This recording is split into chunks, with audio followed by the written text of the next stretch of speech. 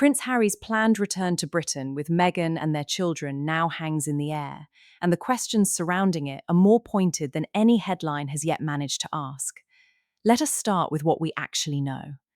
Earlier this month, Harry's team released a detailed schedule of engagements to the press, publicly, willingly, and in considerable detail. The plan was for Harry to visit the United Kingdom between the 7th and 11th of July, with events tied to the Invictus Games, including a charity festival for bereaved children, a symposium for injured military personnel, a visit to Birmingham Children's Hospital, and an appearance at the National Exhibition Centre for the Invictus one-year countdown event. Meghan was reportedly set to join him in what would have been her first public appearance in Britain for 6 years. The children, Archie and Lilibet, were said to be travelling with them. Then, within days of that schedule being released, reports emerged that the trip was in doubt. The reason given was security. Now, here is where it is worth pausing. Because the security question is not a new one, it has been at the centre of Harry's relationship with the British establishment since Megxit. When Harry and Meghan stepped back from royal duties in 2020, they were clearly told that the publicly funded police protection afforded to working members of the royal family would not follow them into private life. That position has not changed. No new decision was made in recent days. No offer was withdrawn at the last moment. The status quo has simply remained exactly as it has been for the past 5 years.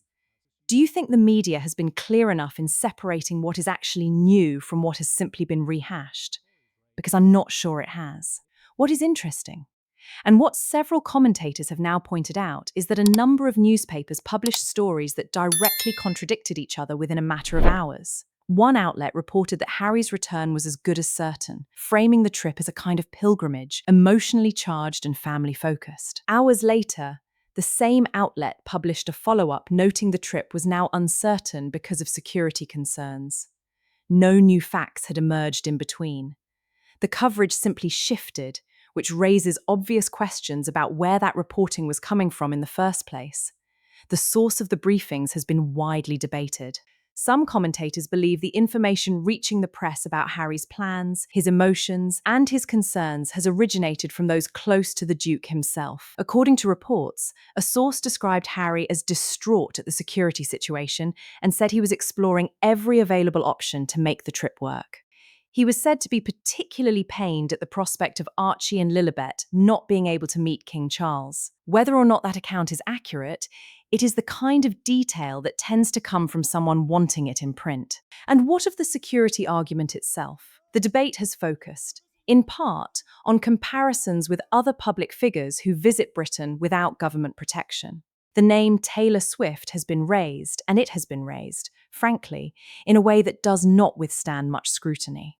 Swift received enhanced police protection during her Eras tour dates at Wembley in 2024 because of a specific and credible terrorist threat. That is not how it typically works. The Princess Royal and the Duke of Edinburgh do not receive round-the-clock protection when going about their private lives. Beatrice and Eugenie lost their Met Police security in 2011. The principle has been consistent. Protection follows the role, not the title. I'm curious, where do you stand on this? Should publicly funded security be provided to members of the royal family who no longer carry out official duties? Leave your thoughts in the comments, because it genuinely seems to divide opinion. There is a broader conversation here about what this visit was intended to achieve.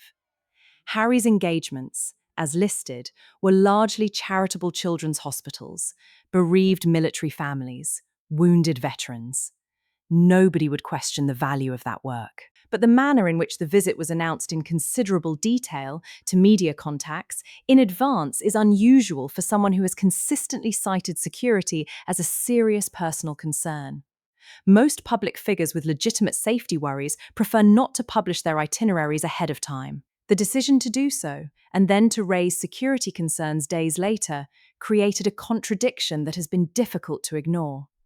Meanwhile, reports placed Harry and Meghan holidaying in Portugal during all of this, reportedly near Princess Eugenie and Jack Brooksbank. People magazine confirmed the family holiday.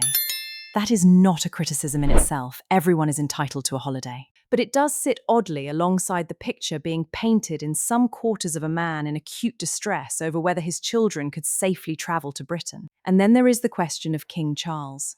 According to reports, the king has remained open to a meeting with Harry, Meghan, and the children. That willingness, if it is genuine, speaks to something Charles has maintained consistently: a desire not to close the door entirely. Whether that is wisdom or weakness rather depends on your perspective, and royal commentators have taken sharply different views on the matter. If you were in King Charles' position, would you keep that door open? Or do you think there comes a point at which a boundary has to be drawn?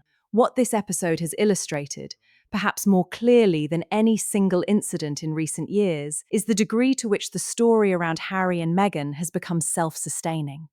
Each development, the announcement, the uncertainty, the briefings, the counter-briefings generates its own coverage, its own cycle of reaction.